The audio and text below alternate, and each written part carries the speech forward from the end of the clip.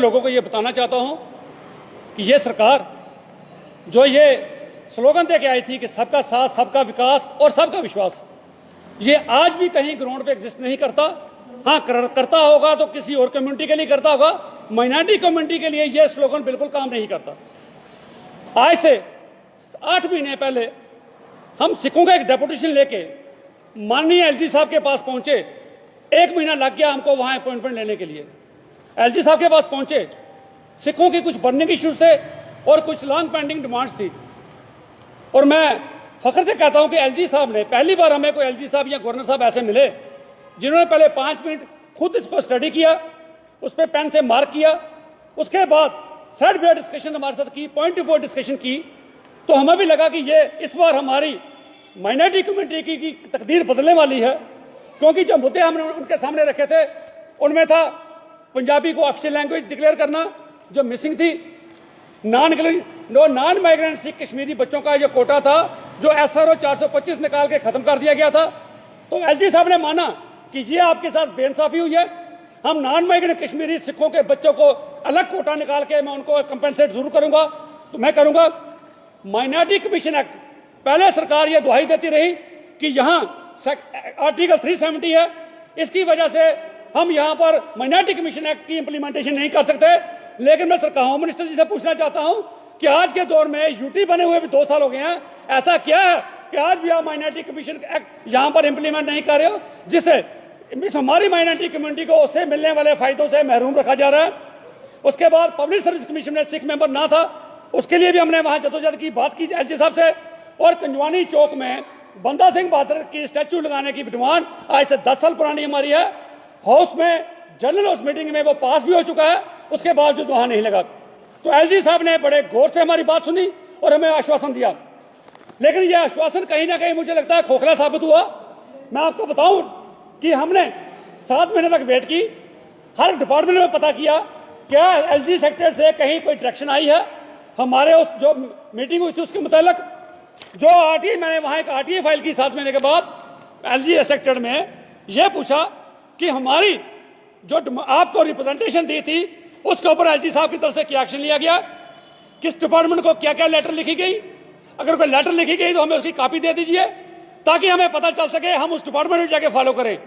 लेकिन बदकिस्मती हमारी कौम की, जो पिछले कई सालों से सिर्फ और सिर्फ कुर्बानियां देने के लिए, सिर्फ और सिर्फ शहीदियां देने के लिए, लोगों की सेवा करने के लिए, जिसे हम फख्र से करते हैं, लेकिन सरकारों की तरफ से हमेशा डिस्क्रिमिनेशन हमारे लिए कंटिन्यू रही। और प्रेजेंट डिस्पेंसेशन ने भी वही डिस्क्रिमिनेशन स्टैम्प बदली ट्रीटमेंट जारी रखा। जो मुझे जवाब वहां से आया, मैं आप सब मीडिया वालों को यह बताना चाहता हूं, ऐसा किसी कम्युनिटी के साथ किसी ऑफिस से ऐसा भेदभाव नहीं किया गया होगा। ये जो जवाब एलजी सेक्टर से आया, जो हमने पूछा था भाई हमारी रिप्रेजेंटेशन के ऊपर क्या किया, जवाब वहां पर आता है कि जो आपने रिप्रेजेंटेशन दी थी वो एलजी सेक्टर में ट्रेस ही नहीं हो रही। हमें 7 महीने के बाद जो सिखों ने जो रिप्रेजेंटेशन वहां दी थी हमारे डेपुटेशन ने, वो वहां पर ट्रेस ही नहीं हो रही। तो मैं कहता हूं एलजी साहब, सिन्हा साहब, हमें लगता है इसके ऊपर किसी का शेर याद आता है, कुछ तो मजबूरियां रही होंगी, वरना यूं ही कोई बेवफा नहीं होता। एलजी साहब, मैं आपकी इंटेग्रिटी पे कोई डाउट नहीं करता, लेकिन आपकी मजबूरियां होंगी। केंद्र सरकार के इशारे पे ही सरकारें चलती हैं, यूटी टेरिटरी चलती हैं, उनकी तरफ से यह हिदायत दी गई होगी आपको कि माइनॉरिटी कमीशन का, माइनॉरिटी कम्युनिटी का और खास करके सिख कम्युनिटी के काम नहीं करने, इसलिए सेक्टर में कहीं ना कहीं कोई डस्टबिन लगा दी गई है। माइनॉरिटी कम्युनिटी का जो डेपुटेशन जाता है, जो वो रिप्रेजेंटेशन देता है, आप उसे डस्टबिन में डाल दी जाते हो। क्योंकि अगर ऐसा ना होता तो हमें जवाब मिलता कि आपकी रिप्रेजेंटेशन पे हमने डिजास्टर मैनेजमेंट को लिखा, आपकी रिप्रेजेंटेशन पे हमने एजुकेशन डिपार्टमेंट को लिखा पंजाबी की प्रमोशन के लिए, लेकिन ऐसा नहीं हुआ। आपके ब्यूरोक्रेट्स या तो वो एरोगेंट हैं या उनको भी हिदायतें सेंटर से, डीओपीटी डिपार्टमेंट से दी गई हैं, और कहीं ना कहीं शायद जितेंद्र सिंह जी की तरफ से स्पेशल हिदायतें ब्यूरोक्रेसी को दी गई हों, जिनमें प्रिंसिपल सेक्रेटरी है, वहाँ IAS अफसर है, प्रिंसिपल प्राइवेट सेक्रेटरी है, एडिशनल प्रिंसिपल प्राइवेट सेक्रेटरी है, स्पेशल सेक्रेटरी हैं, उनको ये हिदायतें दी गई हों भाई इस कम्युनिटी के काम नहीं करने, जब कभी आए जो आपको रिप्रेजेंटेशन दे इसे डस्टबिन में डाल दो, उसे कंसिडर मत करो। ये प्रूफ, मैं कोई एलिगेशन नहीं लगा रहा, मेरे पास ये प्रूफ है। और एलजी साहब, आज मैं आपकी सिंसियरिटी को देखते हुए, अपनी सिख कम्युनिटी के जेन्युइन ग्रीवेंसेस को देखते हुए, एक बार फिर ये रिप्रेजेंटेशन दोबारा आपको ये मैं पोस्ट करने जा रहा हूं। ये मैं दोबारा पोस्ट करने जा रहा हूं और मीडिया के सामने पोस्ट करने जा रहा हूं और 2-3-4 महीने के बाद दोबारा आपको पूछूंगा कि आपने इस रिप्रेजेंटेशन के ऊपर क्या किया। वरना आने वाले दिनों में, आने वाले इलेक्शन में मैं अपने सिखों से अपील करूंगा, सिख नौजवानों से अपील करूंगा कि सरकार हमारे साथ ये करती है, अब आप देखिए किस पार्टी के साथ चलना है, किस पार्टी को इग्नोर करना है, किस पार्टी को वोट नहीं देनी, ये हमें फैसला लेना पड़ेगा।